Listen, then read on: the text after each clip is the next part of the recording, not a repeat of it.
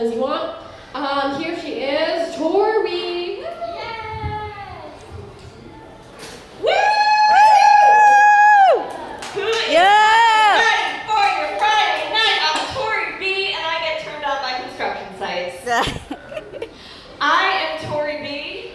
The B stands for Bentley, but I do drive a Toyota. Yes. No relation to Cardi B, though I would like to eat her out. You can tell I'm a little bit bisexual by looking at my shoes. They are by this company called Lems, and they are very comfortable. They're probably made out of like a recycled tire or something. I'm into that. I'm into the reduce, reuse, recycle movement. Yes, yes, yes. So I'm Tori B, and I do stand-up comedy in upstate New York.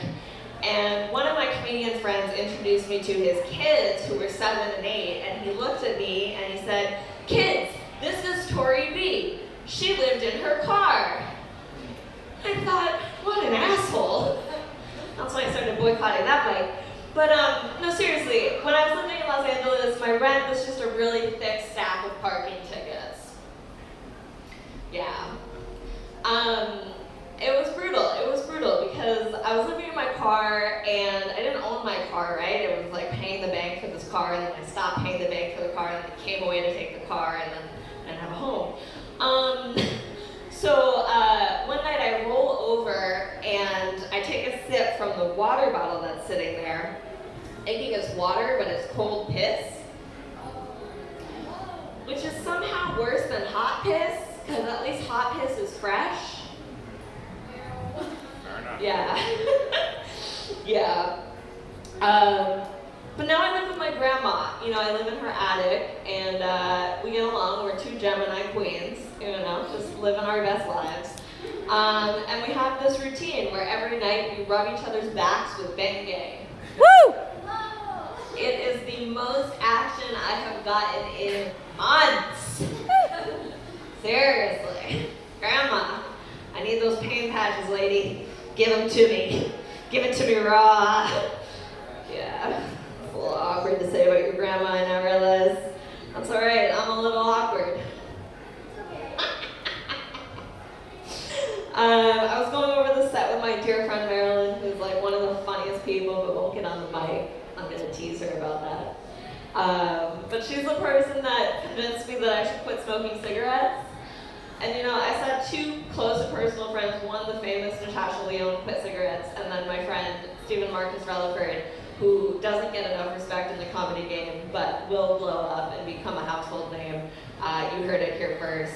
Shout out to Marcus. He quit smoking and is like turning his life around health-wise, and I'm like, I gotta quit that shit. Because I caught myself, I was like on set for a music video for my friend's band, you know, and I was playing this grandma, and it was like method acting, because I live with my grandmother, and she's a very, like, she was born and raised in Yonkers, and yeah, like, and then she just like moved up the river a little bit to Poughkeepsie, and she's been there for 31 years, and her birthday is on May 31st, and she lives in Unit 31, so it's just like all these magic numbers coming together, and you know, so oh, is Ariana Grande playing? That's beautiful. That's a beautiful moment. Yes, it is. So where the hell was I going? Somebody run me back. What? Grandma 31. Grandma 31. I know, but Method acting. method acting. Okay, so I'm method acting, and we're shooting a scene in a parking lot where one of the band members runs up to this kid who's on a tricycle and knocks an ice cream cone out of his hand, which I thought was just like the physical comedy of this video was on point. And that's my main thing. Like, I fucking hate stand-up. It is hard, it is brutal, it is a grind, it is relentless and thankless, and it's one of the most important jobs, and I do believe that. So like, people coming out and like listening to another person reveal their soul is just like, it's magic to me. But acting is so fucking cool too. So I'm in this McDonald's parking lot, and I'm eating a Big Mac, and I'm smoking a Newport, and I'm thinking to myself, am I the All-American Girl? And if this is the All-American Girl, she needs a makeover. She needs a fucking glow up, because now I'm drinking coconut water, I am occasionally vaping a little marijuana. I will have an edible now and then. But I quit that cigarette shit. And I quit that McDonald's shit. Because, yes, yeah, we won't get into the political side of McDonald's tonight. There's not enough time to unpack that. I will leave you with my political rant about Disney, though. So when I was living in California, struggling like no other, I went to a hiring fair with Disney, and I was like, great, I'll work for Mickey Mouse. How bad could it be? Bad. It was bad. So I was working in a restaurant, like doodling little Mickey Mouse heads on dessert plates and shit, and I had no health insurance. You know, like when you are working your ass off but you still qualify for food stamps, there's a problem in that country, and that country is America. So one of my coworkers died in their car, which was like uncool, right? When you're like a $158 billion corporation that like is like, we're the happiest place on earth. Come spend your McDollars here, your Mickey Mouse dollars. No, like people are literally losing their lives while like making that shit run, and it's totally thankless. We had a union in the restaurant, so like we would have union food banks, and I'm like a very pro-union girl. Labor Day is my favorite holiday. And it's because my brother was born on Labor Day, but also because yay unions. I tend to just like rant when I am given the ample space to do such, so thank you. Do it.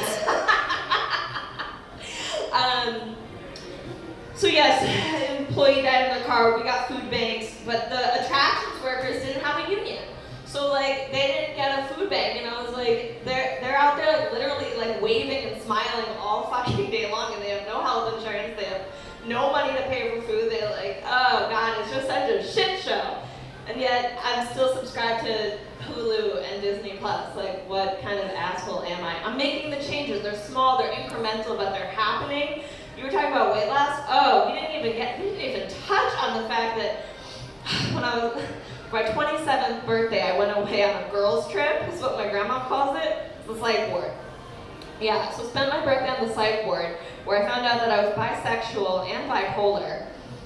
Also that bitch who rode a bicycle to bankruptcy court, but none of these jokes are lining up. It's fine. It's fine. You're just getting an introduction to Tori B. This is the first time we're meeting. I hope it's not the last. Where are we? One-on-one? Yes. We're on, I got the name right. Yes! Motherfucker, I know where I am. I know what day it is. There's a lot of improvements that have gone on in my life. That is not where I've always been. So I am glad to be here, to be with all of you.